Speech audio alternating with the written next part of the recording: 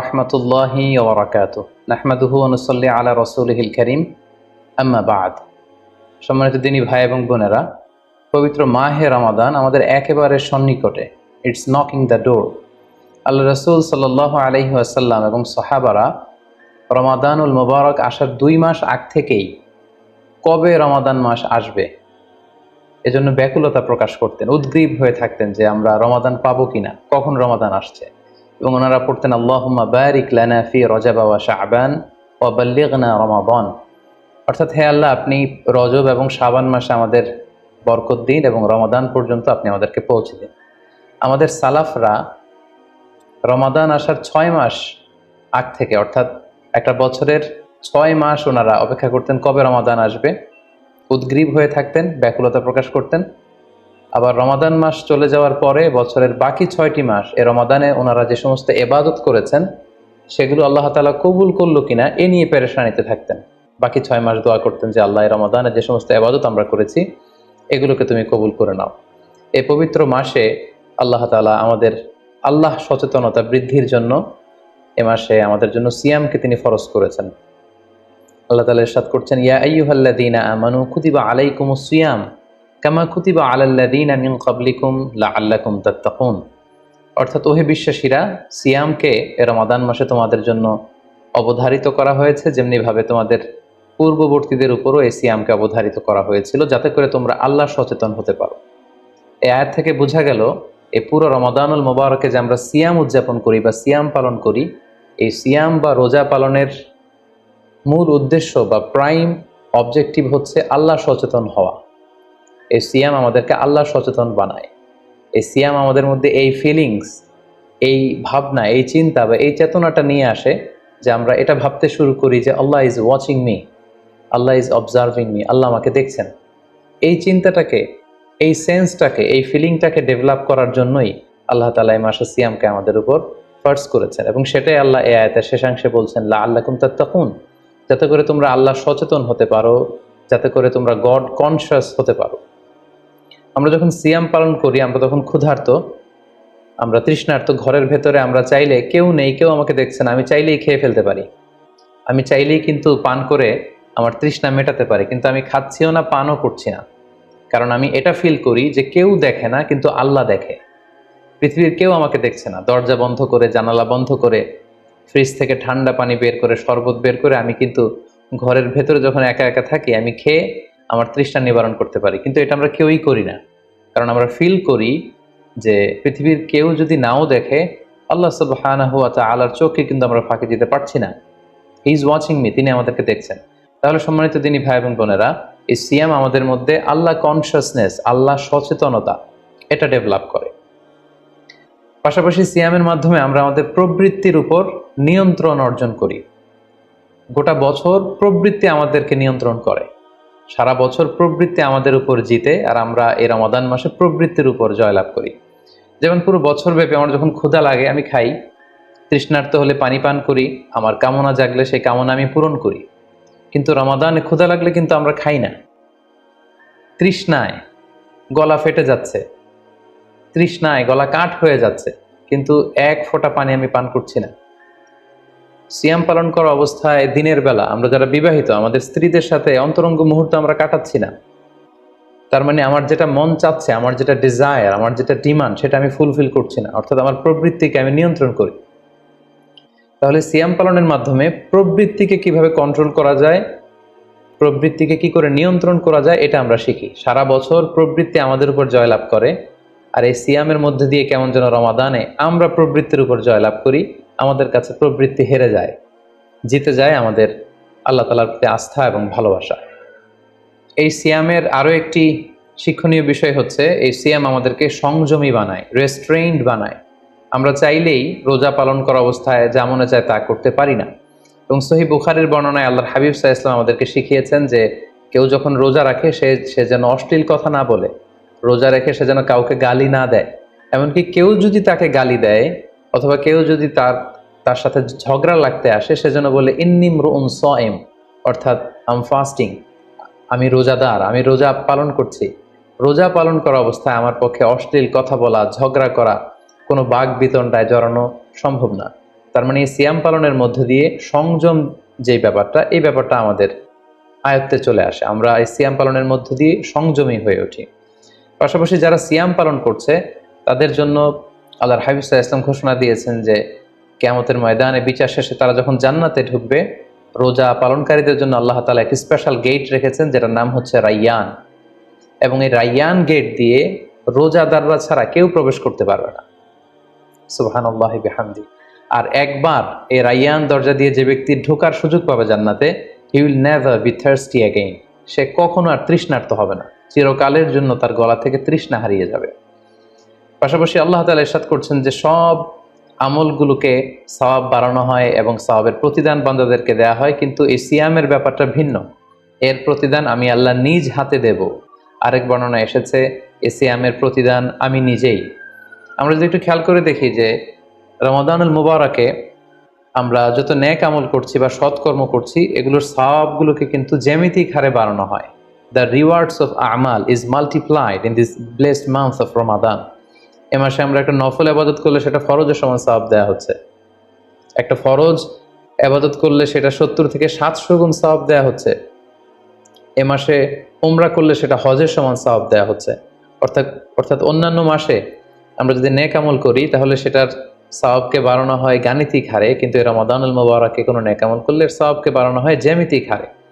এটাকে month of special offer বলা হয়, বিশেষ অফারের মাস। আল্লাহ তাআলা চেয়েছেন যে বিশেষ অফার দিয়ে আমাদেরকে ইবাদতের প্রতি আগ্রহী করে তোলে, আকৃষ্ট করে তোলে। তিনি যেন আমাদের গুনাহগুলোকে ক্ষমা করে দিয়ে আমাদেরকে পাপ মুক্ত বান্দা হিসেবে স্বীকৃতি দিতে পারেন, তার একটা কেমন যেন আয়োজন তিনি করে থাকেন আমাদের জন্য পবিত্র মাহে রমাদানে। এবং এই রমাদানুল মুবারকের প্রতিটি রাতে আল্লাহ তাআলার পক্ষ থেকে একজন বিশেষ আহ্বানকারী ফেরেশতা তারা ডাকতে থাকে আর বলতে থাকে, ইয়া বাগিয়াল খায়রি আকবিল, হে কল্যাণের অভিযাত্রী, হে কল্যাণের পথের যাত্রী, আকবিল, প্রসিড, গো অন, আরো সামনে যাও, আরো নেক কাজ করো, আরো ভালো কাজ করো। ইয়া বাগিয়াশ শাররি আকসির, হে পাপের পথের যাত্রী, আকসির, স্টপ, থেমে যাও, অনেক হয়েছে, আর না, আর অন্যায়ের দিকে ধাবিত হয়েও না। এটা প্রতি রাতেই, রমাদানের প্রতিটি রাতেই এই আহ্বান করা হয় যে হে কল্যাণের পথের যাত্রী, ভালো কাজ করতে থাকো, হে অকল্যাণের পথের যাত্রী, এখনই থেমে যাও, আর সামনের দিকে আগ বাড়িও না। এবং এই বরকতপূর্ণ মাস পেয়েও যারা আল্লাহ তাআলার ক্ষমা পায়নি, রাসূল সাল্লাল্লাহু আলাইহি ওয়াসাল্লাম তাদের জন্য ভয়ঙ্কর ওয়ার্নিং দিয়েছেন, হুঁশিয়ারি দিয়েছেন, গভীর হুঁশিয়ারি তিনি বর্ণনা করেছেন। মসজিদে নববীতে আল্লাহ রাসূল সাল্লাল্লাহু আলাইহি ওয়াসাল্লাম একবার মিম্বারের প্রথম ধাপে পা রেখে বললেন আমিন, দ্বিতীয় ধাপে পা রেখে বললেন আমিন, তৃতীয় ধাপেও পা রেখে বললেন আমিন। সাহাবারা জিজ্ঞেস করলেন, ইয়া রাসূলুল্লাহ, তিনবার কেন আমিন বললেন? আমরা তো বুঝতে পারলাম না। আল্লাহ রাসূল সাল্লাল্লাহু আলাইহি ওয়াসাল্লাম তখন বললেন যে এইমাত্র জিবরিল আমার কাছে এসে আমাকে শুনিয়েছে যে ব্যক্তি রমাদানুল মুবারক পেয়েও ইবাদতের মাধ্যমে আল্লাহর ক্ষমা পেল না, সে দুর্ভাগা, সে হতভাগা। আমি তখন বলেছি আমিন। তারপর জিবরিল বলল যে মা বাবা উভয়কে পেয়ে তাদেরকে সন্তুষ্ট করার মধ্য দিয়ে যারা আল্লাহর জান্নাতকে হাসিল করতে পারলো না, তারা দুর্ভাগা, হতভাগা। আমি বলেছি আমিন। তৃতীয় পর্যায়ে জিবরাইল বলেছে যে হে নবী, আপনার নাম শুনবার পরেও যে আপনার উপর দুরূদ পাঠালো না, অর্থাৎ সাল্লাল্লাহু আলাইহি ওয়াসাল্লাম বলল না, সে দুর্ভাগা, সে হতভাগা। তখন আমি বলেছি আমিন।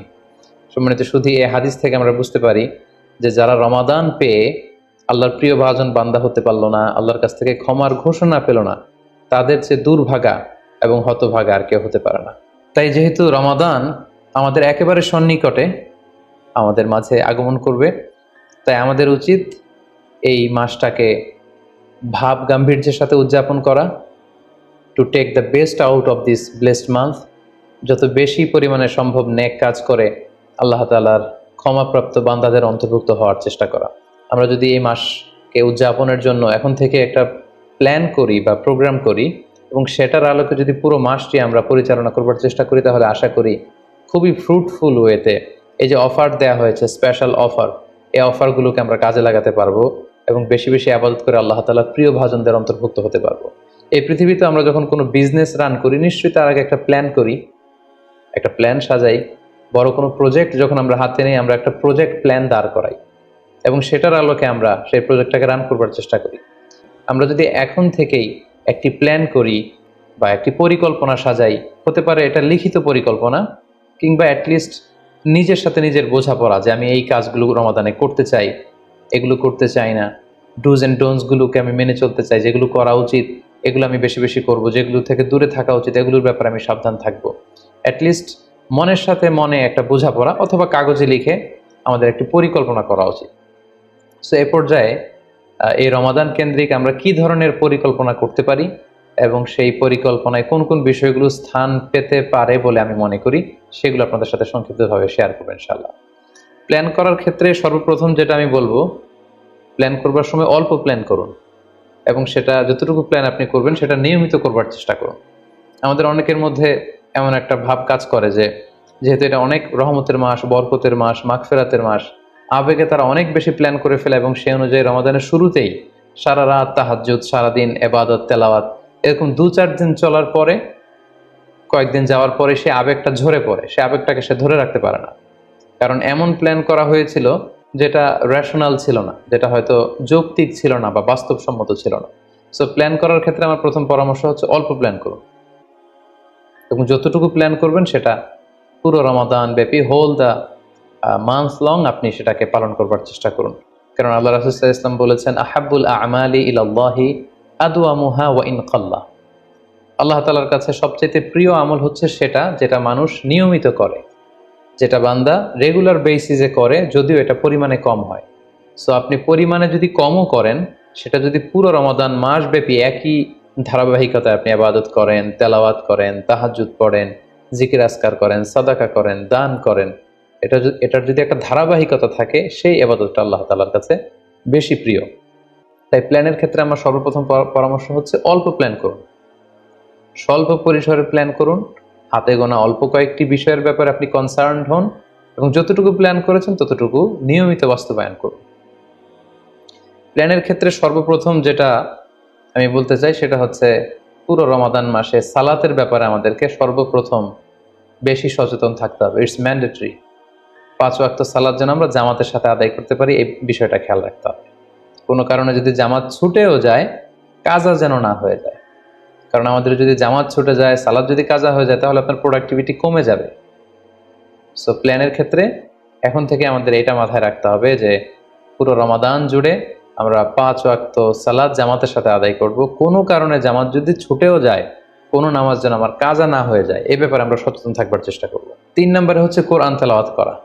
যেহেতু রমাদানুল মুবারক এটা কোরআন নাজিলের মাস, আল্লাহ তাআলা বলছেন শাহরু রমাদান আল্লাযী উনজিলা ফীহিল কুরআন।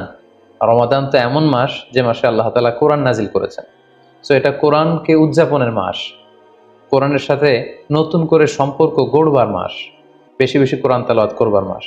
নফল ইবাদতের যে লিস্ট আছে তার মধ্যে সবচেয়ে শ্রেষ্ঠ নফল ইবাদত হচ্ছে কোরআন তেলাওয়াত করা এবং সেটার মোক্ষম সময় হচ্ছে রমাদানুল মুবারক।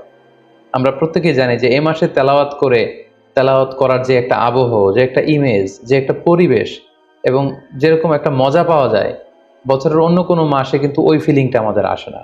সো এই সুযোগটাকে আমাদের কাজে লাগানো, আমরা যেন প্রতিদিন কোরআনের তেলাওয়াত করি এবং তেলাওয়াত করার ক্ষেত্রে অবশ্যই ধীরস্থিরভাবে তেলাওয়াত করতে হবে। আমরা অনেকে তাড়াহুড়ো করে তেলাওয়াত করি। হাদিসে এসেছে রুব্বা কারিন লিল কোরআন ওয়াল কোরআন ইয়ালআনু। কোরআনের অনেক তেলাওয়াতকারী আছে যাদেরকে কোরআন রহমত দেওয়ার পরিবর্তে লানত দেয়, কার্ডস করে, অভিসম্পাত করে। তাই তাড়াহুড়ো করে আমরা যেন কোরআন তেলাওয়াত না করি। রমাদান আসলেই দেখা যায় কিছু কিছু মানুষ কোরআন খতম করবার জন্য উঠে পড়ে লাগে। কেউ 5 খতম, 7 খতম, 10 খতম দেওয়ার জন্য প্রতিযোগিতা করে খতম দেয়, ফলে খুব দ্রুত তারা কোরআন তেলাওয়াত করে। এটা ঠিক না। খতম দেওয়ার জন্য উঠে পড়ে লাগা উচিত হবে না, বরং আপনি ধীরস্থিরভাবে তেলাওয়াত করুন। সেই হিসেবে শুরু থেকে শেষ পর্যন্ত একবার করে যদি আপনি 1 খতম দিতেও পারেন সেটা ভালো, আর দিতে না পারলেও আপনি ধীরস্থিরভাবে তেলাওয়াত করে সেটার সওয়াব আপনি ইনশাল্লাহ পাবেন। তাহলে তেলাওয়াত করার ক্ষেত্রে প্রথম রিমাইন্ডার হচ্ছে তাড়াহুড়ো করে তেলাওয়াত করা যাবে না। 2 নম্বর হচ্ছে যদি সুযোগ হয় অর্থ বুঝে তেলাওয়াত করা। আমরা কয়েকটা সূরা স্পেসিফাই করতে পারি যে এই রমাদানে আমি এই সূরাটা পড়ব, এই রমাদানে এই সূরা শুরু থেকে শেষ পর্যন্ত এর মর্মার্থ, এর বঙ্গানুবাদ, এর যে শিক্ষা লেসন, এটা আমি জানবার চেষ্টা করব। সম্মানিত দিনী ভাই এবং বোনেরা, কোরআন হচ্ছে এমন একটি কিতাব, যারাই এই কোরআনের সাথে সম্পর্ক জুড়ে দিয়েছে, যারাই এই কোরআনকে হৃদয়ে ধারণ করেছে, তারাই সম্মানিত হয়েছে। একটু খেয়াল করে দেখুন, সাইয়েদনা জিবরিল আলাইহিস সালাম উনি কোরআন নিয়ে আসমান থেকে পৃথিবীতে নেমেছিলেন। কোরআনকে নিয়ে আসার কারণে উনি হয়েছেন শ্রেষ্ঠ ফেরেশতা। আল্লাহ রাসূল সাল্লাল্লাহু আলাইহি ওয়াসাল্লামের উপর কোরআন নাজিল হয়েছিল, তাই তিনি হয়েছেন শ্রেষ্ঠ রাসূল। এই রমাদান মাসে কোরআন নাজিল হয়েছে, তাই রমাদান মাস হচ্ছে 12টা মাসের শ্রেষ্ঠ মাস, সাইয়্যিদুশ শুহুর। কদরের রাতে এই কোরআন নাজিল হয়েছিল, তাই কদরের রাত হচ্ছে পৃথিবীর শ্রেষ্ঠ রাত। আমরা উম্মতে মুহাম্মাদি, আমাদের উপর কোরআন নাজিল হয়েছে, তাই আমরা হয়েছি খায়রু উম্মাহ, শ্রেষ্ঠ জাতি। আমাদের মধ্য থেকেও যারা কোরআনের সাথে অ্যাটাচমেন্টকে বাড়াবে, কোরআনকে যারা ধারণ করবে, তারা হবে পৃথিবীর শ্রেষ্ঠতম মানুষ। তাই আসুন কোরআন উদযাপনের এই মাসে আমরা যেন বেশি বেশি কোরআনের সাথে সম্পর্ককে নতুন করে আবার নবায়ন করি।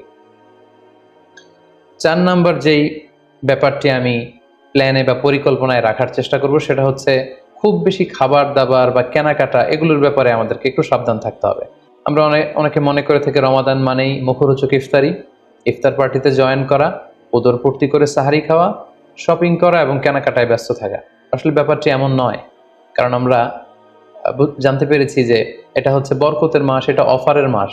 নফল ইবাদতে ফরজের সমান সওয়াব, ফরজ করলে 700 গুণ সওয়াব, নফল উমরা করলে হজের সমান সওয়াব। সো এটা হচ্ছে মৌসুমুল ইবাদা, ইবাদতের মৌসুম। সো আমাদের যদি শপিং করা লাগে, আমাদের যদি কোনো প্রোগ্রামে অংশগ্রহণ করা লাগে, সেটা যেন আমাদের ফোকাস না হয়। কেনাকাটা, শপিং করা, এটা যেন আমাদের ফোকাস না হয়। ভুরি ভোজ করা, আমাদের বাসায় মা বোনরা যারা আছে তাদেরকে হরেক রকম আইটেমের বায়না ধরে সারাদিন তাদেরকে ব্যস্ত রাখা, ইবাদত থেকে তাদেরকে দূরে রাখা, এই কালচারগুলো থেকে আমাদেরকে দূরে থাকতে হবে। আমরা যখন রমাদান কেন্দ্রিক প্ল্যান করতে বসবো, আমরা যেন এটা ভাবি যে এই রমজানে একটু একটু করে আমি নিজেকে পরিবর্তন করতে চাই। ভুরি ভোজ করা, ইফতার পার্টিতে বেশি বেশি যাওয়ার জন্য প্ল্যান করা, তারপর কেনাকাটা, শপিং, ঈদের শপিং এর জন্য সময় নষ্ট করা, এটা যেন আমাদের মূল ফোকাস না হয়। আমাদের মূল ফোকাস যেন হয় এটা ইবাদতের মাস, বেশি বেশি ইবাদত করে যেন আমরা আল্লাহর সন্তুষ্টি অর্জন করতে পারি। প্ল্যানের ক্ষেত্রে 5 নাম্বার যে পয়েন্টটি আমি বলবো সেটি হচ্ছে ইফতারির পূর্ব মুহূর্তে দোয়া করুন। এটি ভুলে যাওয়া যাবে না। প্রতিদিন ইফতারিকে সামনে নিয়ে আমরা দোয়া করব, কারণ হাদিসে এসেছে সালাসু দাওয়াতিন মুস্তাজাবা, 3 ব্যক্তির দোয়া আল্লাহ তাআলার কাছে কবুল হয়ে যায়। এই দোয়া আল্লাহ কখনো ফিরিয়ে দেন না। এর মধ্যে একটা দোয়া হচ্ছে দাওয়াতুস সাইম, রোজাদারের দোয়া আল্লাহ কখনো ফিরিয়ে দেন না। দাওয়াতুস সাইমি মাকবুল, এটা আল্লাহর কাছে কবুল হয়ে যায়। ঠিক ওই মুহূর্তটাতে আল্লাহ তাআলার সফট কর্নার খুব বেশি গ্রো করে, আল্লাহর রহমতের দরিয়ার মধ্যে একটা অভাবনীয় জোশ পড়ে যায়। আল্লাহ তাআলা এই দৃশ্যটাকে খুব দেখতে পছন্দ করে যে বান্দা সামনে খাবার নিয়ে বসে আছে, শরবত নিয়ে, পানীয় নিয়ে বসে আছে, ক্ষুধায় তৃষ্ণায় সে জর্জরিত, সে চাইলেই সামনে থেকে নিয়ে মুখে তুলে খাবারটা খেতে পারে, কিন্তু সে আমার ভয়ে খাচ্ছে না। তখন আল্লাহ তাআলা এই দৃশ্যটা দেখতে বড্ড পছন্দ করেন। ঠিক এই মুহূর্তে আপনি যখন বুদ্ধি করে আল্লাহ তাআলার কাছে চাইতে শুরু করবেন, কায়মন বাক্যে চোখের পানি ছেড়ে, আপনি চাইতে দেরি হবে, এই দোয়া আল্লাহ তাআলার কাছে কবুল হতে দেরি হবে না। তাই এই ভুলটি যেন আমরা না করি, এই বরকত যেন আমরা মিস না করি। প্রতিদিন খেয়াল করে, সম্মানিত দিনী ভাই এবং বোনেরা, খেয়াল করে ইফতারের পূর্ব মুহূর্তে দোয়া করুন। আপনার কি চাহিদা, আকুতি মিনতি আল্লাহর কাছে আছে, আপনি পেশ করুন। 7 নম্বর পয়েন্টটি হচ্ছে ধীরস্থিরভাবে তারাবির সালাত পড়ুন। প্ল্যান করে ফেলুন কোন মসজিদে পড়বেন, কোথায় পড়বেন, পরিবেশটা আপনি কেমন দেখতে চান, কিভাবে করতে চান, এখন থেকে প্ল্যান প্রোগ্রাম করে ফেলুন। তারাবির সালাতের ক্ষেত্রে পরামর্শ হচ্ছে ধীরস্থিরভাবে তারাবির সালাত আদায় করুন। সালাতুত তারাবিহ শব্দের অর্থই হচ্ছে বিশ্রামের সালাত, অর্থাৎ আপনি বিশ্রাম নিয়ে নিয়ে 2 রাকাত করে 4 রাকাত শেষে তাসবিহ পড়ে বিশ্রাম নিয়ে আবার 2 রাকাত 4 রাকাত এভাবে পড়তে থাকবেন। আমাদের বাংলাদেশের বেশিরভাগ মসজিদগুলোতে যেহেতু 20 রাকাতের সালাতুত তারাবিহ হয়, আমরা সাজেস্ট করি যে আপনারা 20 রাকাত সালাতুত তারাবিহ আদায় করুন। অসুস্থতাজনিত কোনো কারণে কারো যদি কম পড়তে হয় সেটা ভিন্ন ব্যাপার, তবে আমরা 20 রাকাতের কথাই সবাইকে সাজেস্ট করে থাকি, যেহেতু এটা ইবাদতের মাস, যত বেশি ইবাদত করা যায় ততই এটা কল্যাণকর। তো সেক্ষেত্রে রাকাত বিতর্ক আপনাদেরকে এড়িয়ে চলা উচিত। রমাদান আসলেই আমাদের মধ্যে এই শয়তান এই বিষয়টাকে উস্কে দেয় যে তারাবির সালাতকে 8 রাকাত না 20 রাকাত নাকি 12 রাকাত।